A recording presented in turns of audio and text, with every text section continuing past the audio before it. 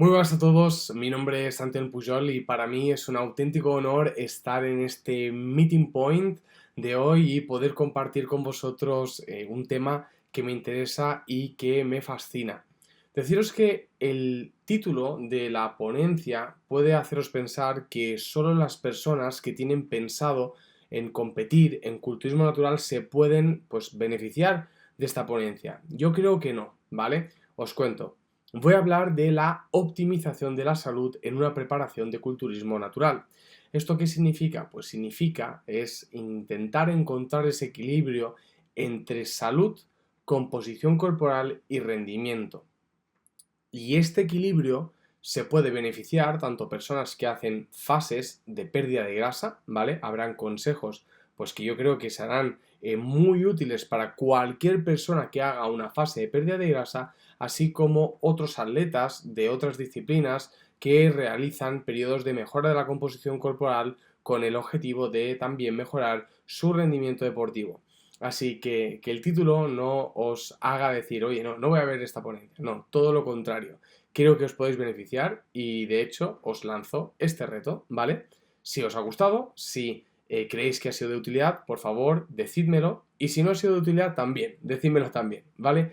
Así que bueno, vamos a entrar en el tema, optimización de la salud en una preparación de culturismo natural. Vamos a centrarnos en el tema y empezamos.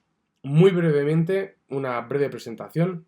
Como os he comentado, mi nombre es Antelm Pujol, soy graduado en Medicina y Cirugía, estoy realizando la residencia en endocrinología y nutrición, es decir, me estoy especializando en endocrinología y nutrición, estoy en el cuarto año, por tanto en mi último año de especialización, estoy realizando también mi tesis doctoral, trabajo y colaboro como investigador en el Instituto de Investigación Sanitaria de las Islas Baleares y tengo distintos másters, tanto en nutrición clínica, en medicina clínica, un experto universitario en nutrición clínica y también pues me dedico, tengo formación como entrenador personal y ayudo a otras personas a conseguir sus objetivos, tanto de salud como de composición corporal, como de rendimiento deportivo. Mi última faceta es como divulgador de ciencia, me podéis encontrar en redes sociales, en The Fitness Student, tanto en Instagram como en YouTube, como Antel Pujol en Twitter. Así que dicho todo esto, ya empezamos y nos ponemos manos a la obra. Primero, cuando hablamos de deportes de fuerza y salud, existe ese mito de que los deportes de fuerza tienen índices de lesión muy altos, de que los deportes de fuerza son peligrosos. Y esto se encuentra muy alejado de la realidad. Cuando observamos la evidencia científica, observamos que los deportes de fuerza no son precisamente lesivos y que la ratio que tienen de lesión en estos deportes es muy baja en comparación con otras modalidades deportivas. Mi objetivo con esto no es decir, oye, pues los deportes de fuerza son mejores que otros deportes más populares. No quiero decir eso, es decir, no hay deportes mejores y peores, sino que cada deporte tiene características propias. Y una de las características propias de los deportes de fuerza es que son tremendamente poco lesivos. El ratio de lesión que tienen los deportes de fuerza son muy bajos. De hecho, en culturismo existe una lesión por cada 1000 horas de práctica deportiva, en powerlifting 1,1 lesiones por cada 1000 horas de práctica deportiva y en strongman unas 2 lesiones cada 1000 horas de práctica deportiva. Esto, para que os hagáis una idea, es como mínimo 15 veces menor la probabilidad de lesionarte con deportes de fuerza en comparación con deportes como rugby, baloncesto o fútbol. Como he dicho, no quiero decir que los deportes de fuerza sean mejores o peores, sino que quiero destacar que son poco lesivos y que son muy seguros cuando se realizan con una técnica correcta y una correcta programación del entrenamiento. También, al hablar de rendimiento deportivo, al hablar de composición corporal y salud, hay algo que está muy claro, y es la masa muscular no es solo un tejido con una función de rendimiento deportivo, sino que además tiene una función para la salud bestial y muy importante. La masa muscular es un órgano endocrino metabólicamente activo.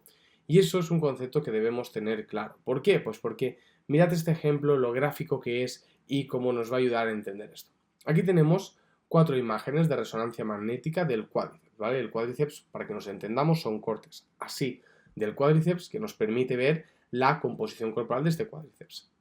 Fijaros que la imagen tenemos una imagen circular más blanca que sería el hueso. Alrededor del hueso encontramos un tejido más grisáceo que es el músculo. Y alrededor de este tejido grisáceo encontramos un tejido blanco. Como veis, la imagen de arriba encontramos mucho tejido grisáceo alrededor del hueso.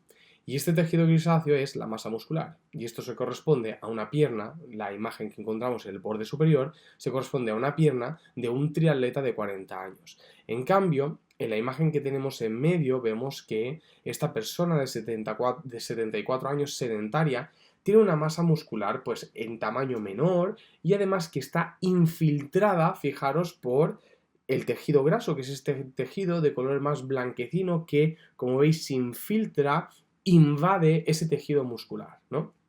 Y en cambio la imagen de abajo, y es esa gran imagen que yo creo que es muy reveladora, observamos esta persona de 70 años triatleta con mucha masa muscular, ¿vale? Y por tanto vemos varias cosas. Primero, que la edad no es una contraindicación en la realización del ejercicio físico, esto muy importante, que no envejecemos, es decir, no dejamos de movernos porque envejecemos, sino que envejecemos porque dejamos de movernos, muy importante también. Y punto número 3, y muy importante, es: ¿creéis que estas tres imágenes de estas tres personas tendrán la misma salud? ¿O creéis que tanto la imagen que encontráis arriba como la imagen que encontráis abajo del todo van a ser personas que, independientemente de la edad y solo con viendo la composición corporal, muy probablemente tengan mejor salud que la persona de la que se corresponde la imagen del medio? Pues yo creo que la respuesta está clara, ¿no? Las dos imágenes, la imagen de arriba y la imagen de abajo, probablemente sea de personas que tienen una mejor salud, tienen mejor composición corporal, tienen mejor salud. Y esto es algo que yo me invente o que yo me saque de debajo de la manga. No, os cuento. ¿Qué pesa más? ¿1 kilo de grasa o 1 kilo de músculo? Bien, eso es la típica broma que nos hacían cuando éramos pequeños y nos decían: ¿qué pesa más, 1 kilo de paja o 1 kilo de hierro? Y realmente la respuesta es la misma. Pero a nivel metabólico, ¿qué pesará más, 1 kilo de grasa o 1 kilo de masa muscular? Esto es muy importante, ¿vale? Porque no es solo el peso en una báscula, sino que son las consecuencias metabólicas que tiene cada uno de los tejidos de los que estamos hablando. Vamos a profundizar. Aquí vemos un estudio, brillante estudio publicado en enero de 2021, donde observamos la relación que existe entre la composición corporal y la mortalidad, ¿vale? Observamos en los gráficos que tenemos a la derecha de nuestra imagen el Fat Mass Index, que a mayor Fat Mass Index, ¿vale?, mayor también probabilidad de mortalidad, es decir, mayor riesgo de mortalidad. Sin más cantidad de grasa, mayor mortalidad. Y también vemos en el gráfico que tenemos más a la derecha que en cuanto a masa muscular, Fat Free Mass Index, a mayor masa muscular, ¿vale?, menor probabilidad de mortalidad. Por tanto, encontramos el mensaje que anteriormente estábamos comentando, y es: la composición corporal importa. Unos límites de grasa dentro de la normalidad y una cantidad de masa muscular trabajada y preservada durante el largo de la vida nos va a ayudar a reducir la probabilidad de mortalidad. Entrenar no es solo cuestión de estética, es cuestión de salud. Tener una buena composición corporal no es solo cuestión de estética, es cuestión de salud. Hay que destacar de este gráfico lo que os he comentado, y también pues hay que destacar los extremos, que esto también tiene mucho sentido en la ponencia de hoy. Vemos que en los extremos de masa grasa, el extremo más bajo de todos, observamos que hay un repunto y un aumento de la mortalidad en ese extremo. Pues claro, pues obviamente hay que destacar, ¿no?, que cualquier situación llevada al límite, pues esto yo creo que es sentido común, pues empeoraría, ¿no?, empeoraría la supervivencia y empeoraría la salud. Por tanto, resultados muy interesantes para ir introduciendo los conceptos que trabajaremos hoy. Bien, uno de los conceptos también es que nuestra composición corporal influye tremendamente en la producción hormonal. Aquí vemos este estudio donde el tamaño de las células grasas, que se llaman adipocitos, tiene una relación directa con los niveles de testosterona. A mayor tamaño de las células grasa, menor cantidad de testosterona hay en nuestro cuerpo. ¿Pues por qué? Pues porque la grasa, aparte de ser un tejido bueno, que decimos, bueno, es un tejido poco estético, ¿vale? Aparte de eso, lo más importante es que es un tejido metabólicamente activo. ¿Y qué hace? Convierte la testosterona a estrógenos por la aromatasa, ¿vale? Y se reproduce una reducción de la testosterona paulatina. Por eso, en personas con sobrepeso o obesidad, algunas veces encontramos niveles de testosterona disminuidos y con la mejora de la composición corporal conseguimos un aumento muy significativo de la testosterona, ¿vale? Algo muy, muy, muy importante. Y quiero destacar, familia, también, que la testosterona no es solo importante en varones, sino que también tiene una función muy importante en mujeres y por tanto mantener unos niveles de testosterona en rango en mujeres también tiene un papel muy relevante para su salud, ¿vale? Así que muy importante. Bien, pues, ¿cuál es el problema, no? Porque al final hemos hablado de composición corporal, hemos hablado de que más masa muscular, pues parece que mejor, menos grasa corporal, mejor siempre que estemos dentro de los límites razonables y normales, pero ¿qué pasa cuando hacemos una preparación de culturismo natural? Pues que llevamos esos niveles de grasa bajos al extremo. ¿Y esto puede tener consecuencias para la salud? Claro que sí, y el objetivo de esta charla es intentar reducir esas consecuencias, minimizar o intentar pues reducir el impacto de estas consecuencias. Pues bien, este es un estudio muy interesante donde se analizan lo que pasa a nivel hormonal, sobre todo con los niveles de testosterona y de cortisol en atletas naturales. ¿Y qué observamos? Pues que a medida que va pasando, a medida que van pasando las semanas de preparación de la competición, los niveles de testosterona caen paulatinamente. Y además no solo eso, sino que además los niveles de cortisol también aumentan, ¿no? Por tanto, hay un cambio del ratio de anabolismo y catabolismo de la persona. Pasamos a un entorno más catabólico, menos testosterona, más cortisol, a medida que nos acercamos en el momento de competición, ¿vale? Y esto es algo que hay que tener muy, muy, muy en cuenta de cara a planificar correctamente e intentar reducir estos cambios secundarios a un déficit calórico y a una demanda energética muy grande. Estos cambios a nivel hormonal existen, pero podemos encontrar estrategias que nos ayuden a reducir las consecuencias y a reducir el impacto de estos cambios. Y en eso nos centraremos. Bien, aquí es donde está el problema, y es que vemos que las personas que se preparan para competiciones de culturismo natural pues presentan algunas alteraciones hormonales. La gran mayoría están relacionados con descenso de la testosterona, como vemos en este artículo, vemos descenso de la testosterona, descenso también de los estrógenos, importante también, muy importante tanto en hombres como en mujeres especialmente.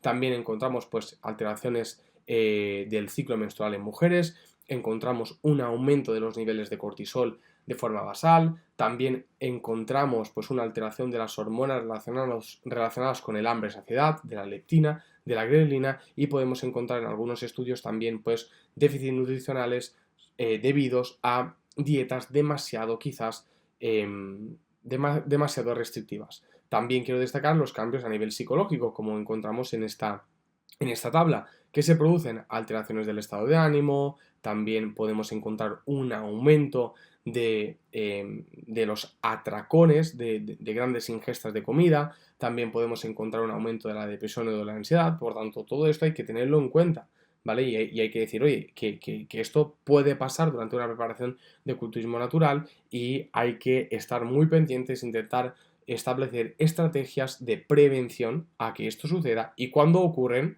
pues hay que encontrar solución, intentar poner solución a estos problemas que pueden deberse a una preparación de culturismo natural, a un déficit calórico prolongado y quizás pues nos tenemos que replantear algunas de las estrategias nutricionales que estamos utilizando hasta ese momento. Bien, aquí entramos en un concepto muy muy muy interesante que se llama síndrome de deficiencia energética relativa, ¿vale? Ahora os explicaré directamente qué significa esto y la definición. Pero básicamente esto significa que la cantidad de calorías que quedan en nuestro organismo después de restar las calorías que quemamos con el ejercicio físico y las calorías que nosotros aportamos mediante la alimentación, estas calorías que quedan para las funciones fisiológicas y normales de nuestro organismo, estas calorías restantes no son suficientes para hacer frente a las demandas fisiológicas normales de nuestro organismo. Y esto tiene consecuencias para la salud y para el rendimiento del atleta. Y aquí vemos la conexión entre salud y rendimiento. Un atleta con una buena salud siempre va a ser un atleta que va a rendir mejor. Y ahí está la conexión que encontramos entre rendimiento y salud. Bien, ¿qué pasa cuando tenemos una persona, un atleta, que tiene un síndrome de deficiencia energética relativa? Pues que se produce una disminución de su rendimiento, aumenta el riesgo de lesión, disminuye la capacidad de adaptarse y de progresar a nivel de entrenamiento, disminuye la fuerza, hay una mayor irritabilidad, hay una mayor probabilidad de sentirse con más ansiedad o con más depresión, tiene mayor dificultad para la concentración, también hay una caída del rendimiento cognitivo y mejora su rendimiento de forma generalizada. Y luego, ¿cuáles son los efectos en la salud?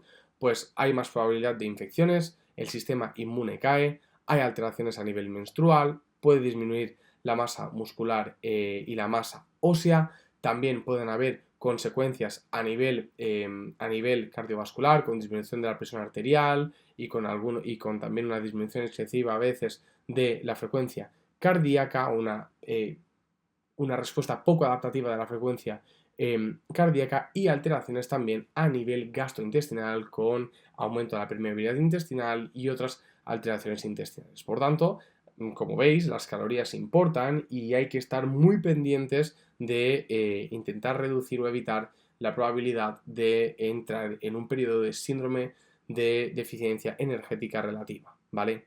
¿Cuántas chicas atletas conocéis con problemas a nivel menstrual que, por qué no, podrían deberse o habría que descartar que no fuesen por un síndrome de deficiencia energética relativa? Muy interesante. Destacar aquí un poquito la definición que ya me he adelantado, ¿vale? Básicamente, el déficit energético relativo significa que la cantidad que nosotros disponemos de energía para hacer las actividades fisiológicas de nuestro organismo es insuficiente, ¿vale? Que comemos demasiado poco, gastamos mucho y esa cantidad de energía que queda es demasiado poca para cubrir las demandas fisiológicas básicas y por eso encontramos estos problemas que os he mencionado previamente. Aquí algunas diapositivas más donde vemos que esto nos puede suceder de forma voluntaria o involuntaria, ¿vale? Y básicamente suele ser la combinación de ingestas demasiado escasas y un aumento desproporcionado de la actividad física, ¿no? Se pueden producir por las dos cosas. Destacar que cuando tenemos un síndrome de deficiencia energética relativa ocurren cambios tanto a nivel de hambre, ¿vale? Aumenta el hambre, aumenta la grelina, disminuye el polipéptido I, disminuye la insulina, disminuye la leptina, luego también hay cambios a nivel metabólico, disminuye la hormona tiroidea, la testosterona, disminuye también la leptina, aumenta el cortisol, todo esto va a conducir unos cambios metabólicos que van a ser relevantes. Destacar el impacto hormonal que tiene un déficit energético demasiado severo y lo primero que cae es la testosterona, ¿vale? Lo primero que sufre cuando ponemos nuestro cuerpo en modo ahorro de batería, es decir, cuando le damos demasiado poca energía y nuestro cuerpo se pone un poco en modo supervivencia, lo primero que cae es la producción hormonal y así lo vemos en este estudio. Por eso muchas personas o algunas personas que realizan déficits energéticos, déficits calóricos agresivos severos durante mucho tiempo, lo primero que tienen son problemas hormonales, alteraciones menstruales en chicas y en chicos disfunción eréctil, caída de los niveles de testosterona. Esto es lo que observamos después de déficits energéticos, es decir, déficits calóricos severos y durante tiempo. Lo primero que sufre es nuestro entorno hormonal. ¿Y la solución cuál será? Pues si sabemos el problema, identificamos el problema, podemos identificar la solución. Y la solución no será dar anticonceptivos a chicas que tienen alteraciones menstruales y no será darles fármacos para la disfunción eréctil o determinados tipos de suplementos a chicos que tienen problemas con disfunción eréctil o niveles bajos de testosterona, no, sino será aumentar la ingesta calórica, porque el problema, ¿cuál viene? Pues viene por un probable síndrome de deficiencia energética relativa y corregirlo será la mejor forma de tratar el problema y no sobremedicar. Por tanto, muy importante esto. Nuestro cuerpo, cuando lo ponemos modo ahorro de batería, porque le estamos dando muy poquita energía y dice, ostras, aquí tengo que hacer algo para sobrevivir, lo primero que corta y lo primero que quita es el entorno hormonal, y este entorno hormonal se vuelve subóptimo. Muy, muy, muy importante. Y aquí destrozamos también un mito, ¿no? Porque yo cuando hablo de testosterona, noto a veces que el público femenino que me está escuchando, o incluso en consulta la persona que tengo delante, como que desconecta un poco, ¿no? Porque asociamos testosterona a hombres y estrógenos mujeres, ¿no? Y esto realmente no es así. Realmente ambas hormonas, testosterona y estrógenos, son importantes para ambos sexos, muy importantes de hecho. Y de hecho también las mujeres tienen más testosterona que los hombres, ¿vale? Ojo a eso, en proporción, ¿vale? En comparación, tienen más testosterona. Por tanto, es importante también los niveles de testosterona en mujeres, ¿sí? Y por tanto, las medidas que hagamos para una optimización hormonal, tanto de ambos sexos, en hombres habrá que tener en cuenta los niveles de estrógenos, y en las mujeres deberemos tener en cuenta también los niveles de testosterona. Es decir, ambas hormonas son importantes para ambos sexos. Muy importante. Genial. Cuando tenemos un síndrome de deficiencia energética relativa, como os he comentado, el impacto que tenemos a nivel hormonal es grande. Caen no solo la testosterona y no solo los estrógenos, sino que además pues otros órganos endocrinos se ven alterados. Hemos hablado de leptina y grelina, hemos hablado también del eje hormonal, donde se disminuye la capacidad de la producción de T3. Recordemos que el eje hormonal tiene TSH, T4, T3. T4 es el reservorio de hormona hormonal, el T3 es la hormona que es activa, y básicamente cuando hay un síndrome de deficiencia energética relativa, la conversión de T4 a T3 disminuye y por tanto tenemos menos hormona tiroidea activa en nuestro organismo. Y esto lo vemos mucho en analíticas, donde la persona tiene unos niveles de T4 correctos, unos niveles de T3 disminuidos, es porque esa conversión está fallando. Y hay que descartar algunas causas, pero una de las causas puede ser que no estamos aportando a nuestro organismo la cantidad energética que necesita. Como veis, la relación entre calorías y hormonas es muy importante, y tanto las hormonas influencian las calorías como las kilocalorías influencian las hormonas. Muy importante. Bien. Hablando de entorno hormonal, y no quiero meterme mucho en este tema porque esto me daría para 6 horas de clase, quiero destacar que en un entorno hormonal de déficit energético, cuando intentamos perder grasa, el descanso sigue cobrando una magnitud tremenda, básicamente porque la restricción del descanso genera un entorno catabólico, es decir, las hormonas anabólicas, como la testosterona, disminuye tremendamente y las hormonas catabólicas aumentan tremendamente, ¿vale? Y esto nos va a condicionar también nuestra resistencia a la insulina, nos va a condicionar también nuestro rendimiento, tanto físico como también mental, y por tanto, al final va a condicionar también nuestros resultados, tanto a nivel de composición corporal como a nivel de rendimiento, ¿sí? Por tanto, dormir bien es siempre importante, pero en fases de pérdida de grasa aún más. Aquí, como veis, en la imagen que tenéis, que sale en texto y que sale en negro, encontramos que dormir poco genera un aumento del cortisol del 37% y no dormir un aumento del 45%. La testosterona, cuando dormimos poco, disminuye un 25%, y la hormona de crecimiento, al dormir poco, también disminuye un 21%. Por tanto, ese descanso es fundamental para mantener un entorno hormonal correcto, y debemos darle la importancia al descanso que se merece. Imaginaros que yo os digo, con este suplemento vais a conseguir aumentar vuestra testosterona un 25%, vuestra hormona de crecimiento un 21%, y vuestro cortisol lo vais a reducir un 30%. Seguro que todo el mundo iría a comprar este suplemento. Pues yo os digo, no os gastéis el dinero, cuidad vuestro descanso y conseguiréis estos resultados. Muy importante. Bien. ¿Cuándo ocurre el síndrome de deficiencia energética relativa? Esto es muy importante porque hemos dado nombre al problema, ¿vale? Le hemos dado también la solución, que es gestionar la ingesta calórica, intentar que la ingesta calórica se aproxime más a lo que nosotros necesitamos para mantener esas demandas fisiológicas, pero bueno, ¿cómo puedo calcular la cantidad de calorías que necesito, ¿no?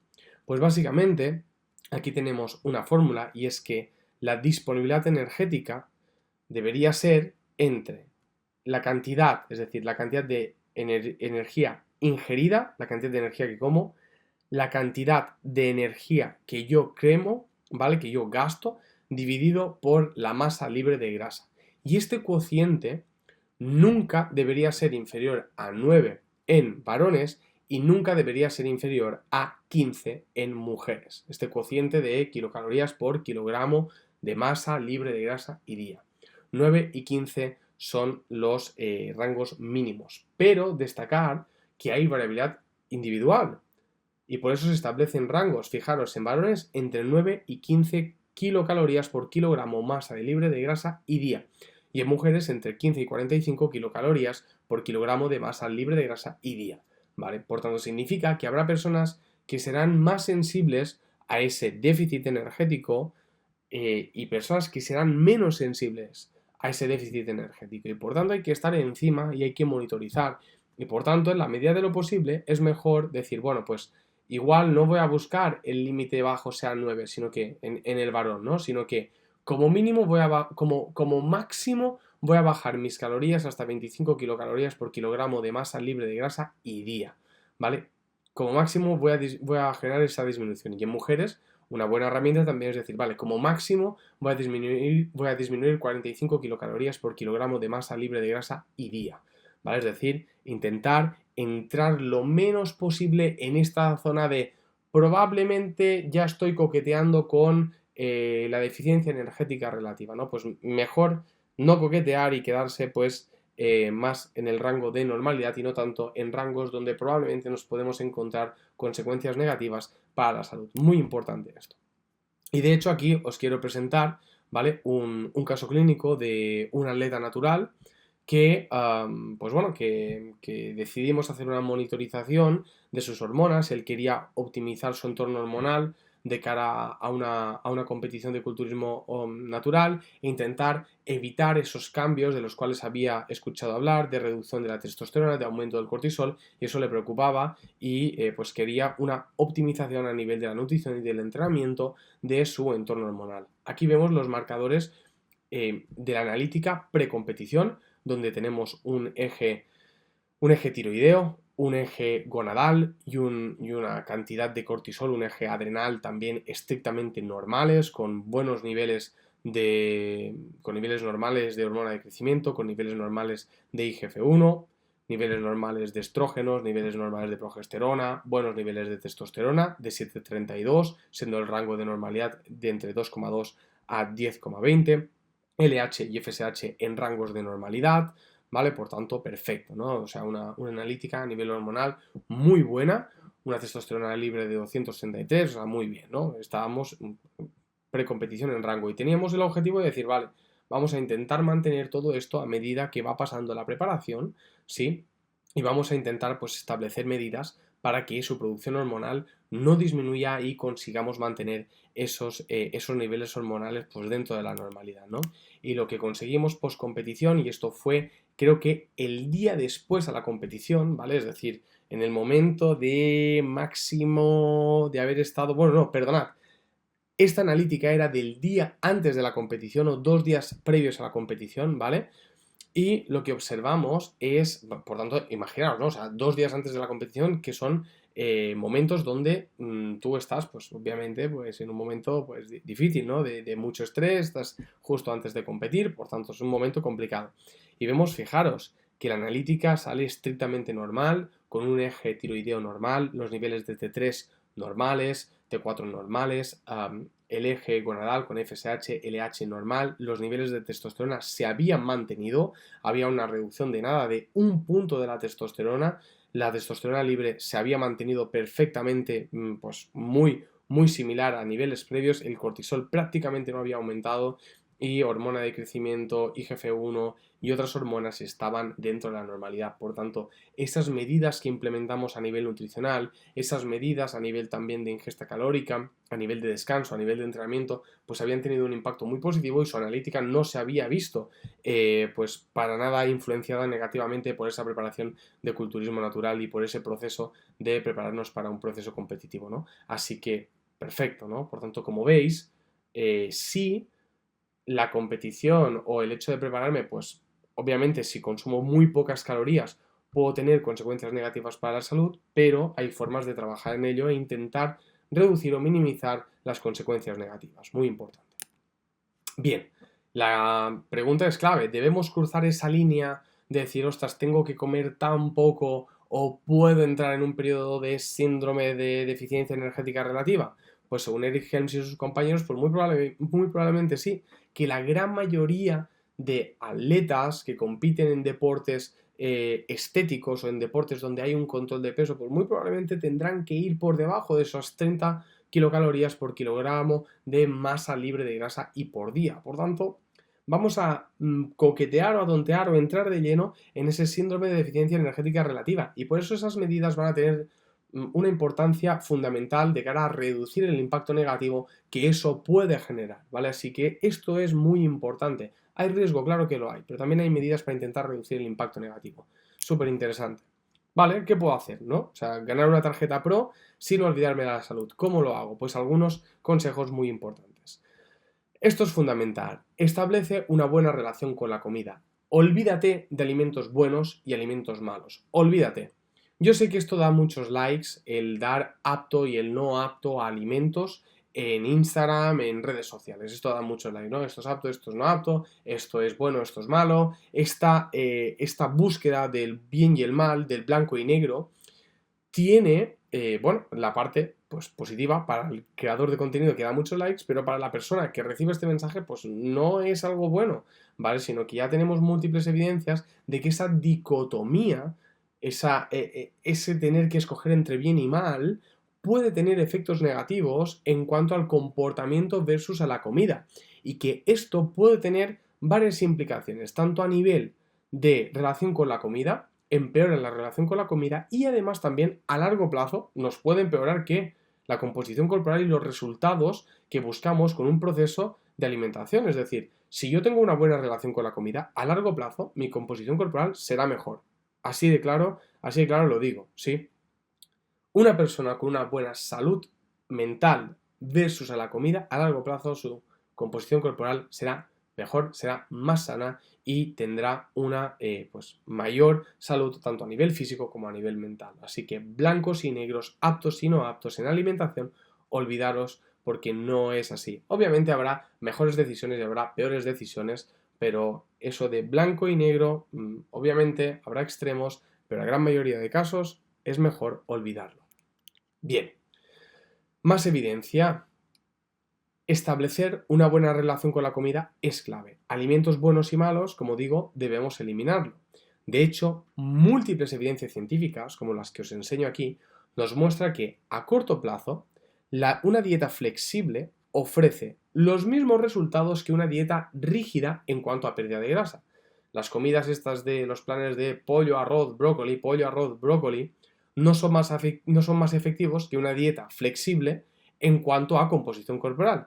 Y no solo eso, sino que a largo plazo la dieta flexible sería una mejor opción al reducir la probabilidad de trastornos de conducta alimentaria y mejorar la adherencia al plan nutricional con un potencial mejora en la composición corporal.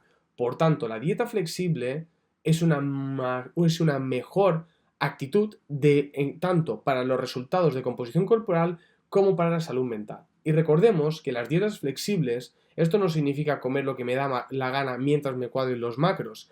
Esto significa que dentro de una dieta flexible debemos incluir siempre alimentos ricos en nutrientes. Y además, de una forma flexible, poder incluir también otras fuentes que quizás no sean súper óptimas, pero ¿por qué no de forma puntual si el resto de mi alimentación es rica en nutrientes y además me cuadran los macros, ¿no? Esto genera mejor adherencia, mejores resultados a largo plazo y una mejor relación con la comida. Muy importante. Algo que también es importante es el ritmo de la pérdida de peso. Sabemos que una pérdida de peso rápida y lenta, ¿vale? Pues que no hay diferencias en el porcentaje de grasa perdido. Sí que es verdad que una pérdida de peso más lenta nos consigue mantener más la cantidad de masa muscular, ¿vale? Es decir, perdemos la misma grasa, en un proceso de pérdida de peso rápido versus lento, ¿sí? Pero la cantidad de masa muscular aumenta más, es decir, conseguimos conservar más la masa muscular que tenemos. Y esto es muy importante porque la composición corporal, ¿vale? A nivel visual también va a variar tremendamente. Si tú pierdes, por mucho que pierdas grasa rápidamente, pero también pierdes músculo rápidamente, te verás peor, ¿vale? La masa muscular es lo que hace verte bien, ¿sí? Por tanto, eso es muy importante. Y luego también tenemos que las pérdidas de peso rápidas se asocian a mayor probabilidad de desarrollo tanto de problemas de ingesta, ¿vale? De trastornos de la conducta alimentaria y de trastornos con la imagen corporal.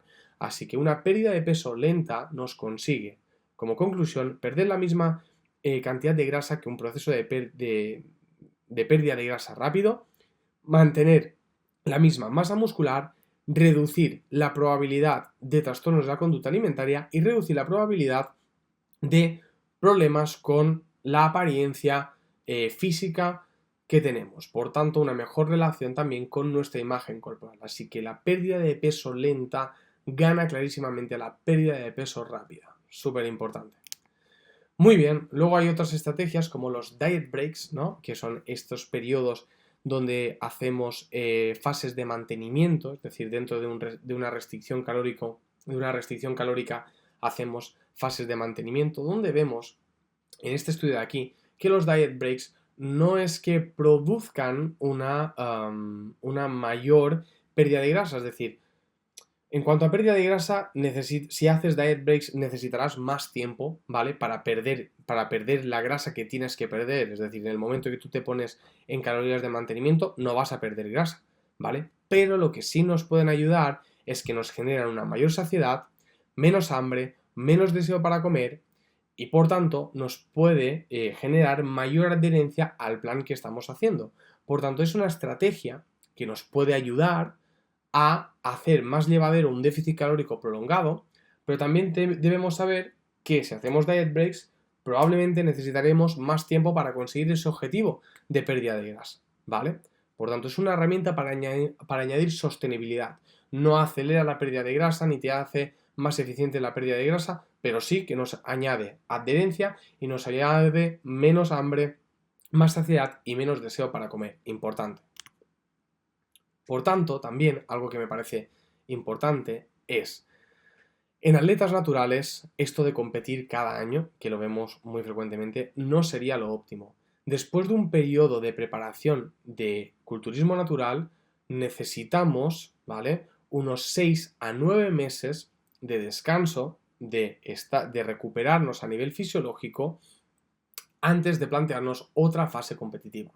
Por tanto, la evidencia científica recomienda que los competidores no compitan cada año y compitan cada 2 o cada 3 años para garantizar una recuperación fisiológica después de un déficit energético prolongado y probablemente severo. Por tanto, esto de competir cada año en culturistas naturales no sería lo más óptimo. Para resumir, unas medidas generales para hacer más sostenible la fase de pérdida de grasa, especialmente en personas que deciden prepararse para culturismo natural, pero también estas medidas pueden aplicarse en personas que simplemente desean perder grasa. Algunas de las medidas que sabemos que nos ayudarían a hacerlo más sostenible y a generar más adherencia son, primero, no tener una visión dicotómica de los alimentos, no pensar en alimentos como buenos y alimentos malos. Esto número 1.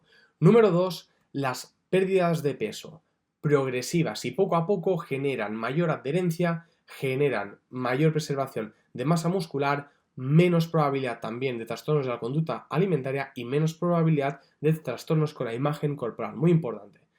Después también destacar que la restricción calórica, principalmente con protocolos flexibles y no con protocolos rígidos, genera una mayor adherencia y también mayor probabilidad de una mejor relación con la comida. También destacar que es muy importante la supervisión en procesos, sobre todo de déficit calóricos pues prolongados y severos y en procesos competitivos. Esto mejora los resultados, se ha visto en la evidencia científica, y también destacar que estrategias como los diet breaks pueden ser útiles para aumentar la adherencia. Sabemos que no acelera la pérdida de grasa, que tampoco no será tiempo suficiente como para mejorar algunos entornos hormonales, pero sí que nos pueden ayudar a reducir el apetito, a mejorar la saciedad e intentar llegar a la competición pues con habiendo generado una mayor adherencia al plan nutricional. Sí que nos pueden ayudar con la adherencia al plan nutricional. Estos son algunos consejos para optimizar la pérdida de grasa y hacerla más sostenible. Dicho esto, y ahora, estas estrategias ya os podéis imaginar que al optimizar la salud probablemente también van a optimizar nuestro rendimiento deportivo.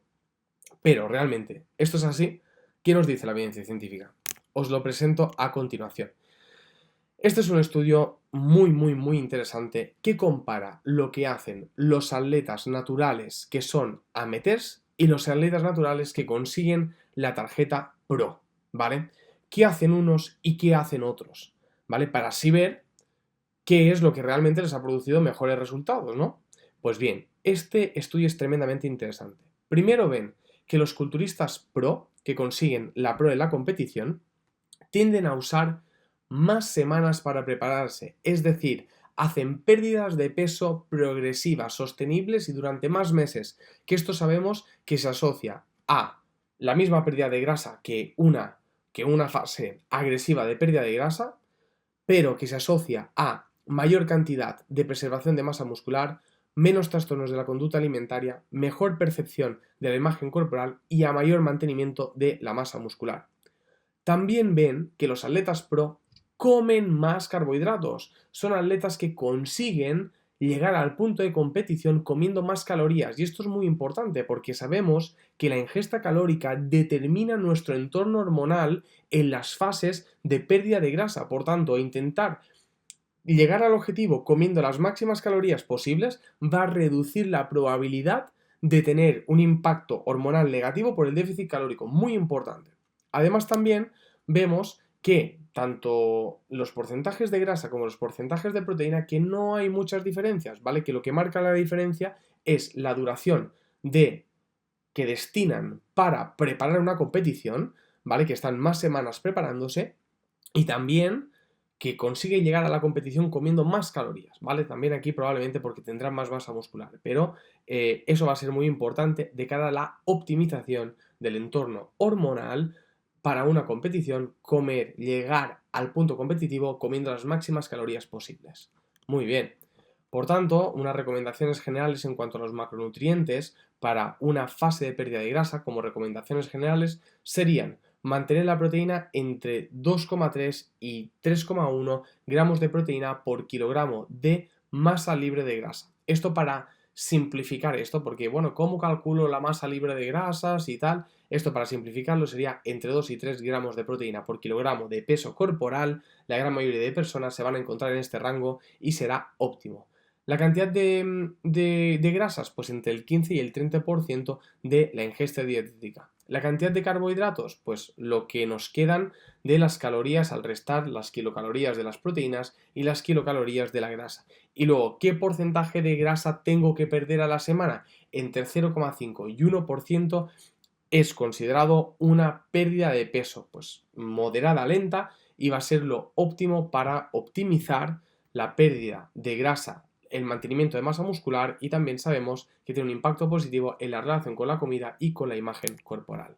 Por tanto, algunos mensajes que quiero que nos llevemos de esta charla es que la ganancia de masa muscular y la pérdida de grasa tienen en general un impacto positivo para la salud, que obviamente los extremos pues nos va a condicionar, pues nos puede tener efectos negativos para la salud. El extremo de pérdida de grasa pues puede tener efectos negativos para la salud, como hemos mencionado. La baja disponibilidad energética, el síndrome del déficit energético relativo, condiciona una menor producción hormonal, va a ser lo primero que se verá alterado, y otras consecuencias tanto fisiológicas como psicológicas como de rendimiento deportivo. Sabemos que la mayoría de las personas que compiten en culturismo natural igual tendrán que cruzar esa línea de comer menos de 30 kilocalorías por kilogramo de masa libre de grasa y día, y por tanto va a ser muy importante establecer estrategias para reducir el impacto negativo o incluso evitar llegar a ese punto, ¿no? Así que esta información que os he comentado hoy es tremendamente importante de cara a la optimización nutricional y hormonal. También destacar que la dieta flexible y el hecho de no catalogar los alimentos como buenos versus malos o como aptos o no aptos es importante porque vemos que estas clasificaciones nos pueden generar una peor relación con la comida y no queremos eso tanto para nuestros objetivos físicos como también para nuestra salud mental. También destacar que una pérdida de grasa a un ritmo lento mejora la retención de masa muscular, reduce la probabilidad de trastorno de la conducta alimentaria y reduce el impacto a nivel de gasto metabólico, es decir, nuestro gasto metabólico se sigue manteniendo activo muy probablemente porque conseguimos mantener esa masa muscular. Los diet breaks pueden ayudarnos a sentirnos más saciados durante una preparación, aunque necesitemos más tiempo para llegar al punto de competición deseado, y puede ser una estrategia que nos puede ayudar a añadir sostenibilidad a nuestro plan.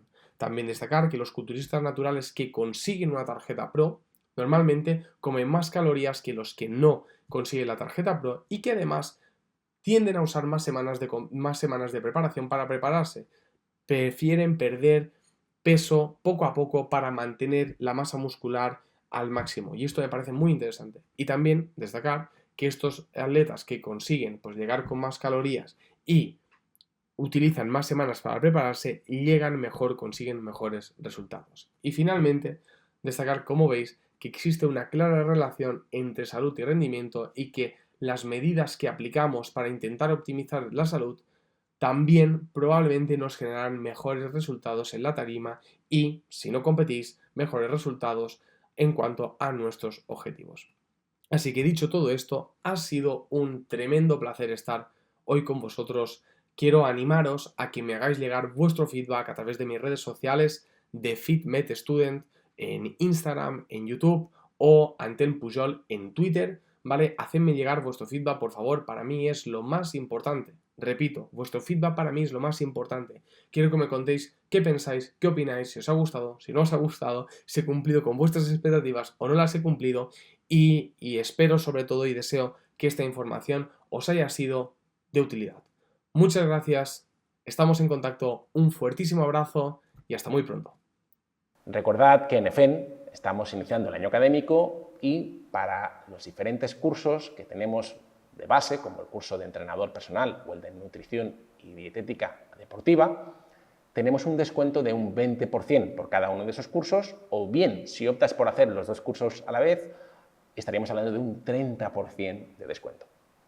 Os espero en clase, yo soy el tutor del curso de nutrición deportiva y Carlos, que vendrá a continuación, es el tutor del curso de entrenador personal.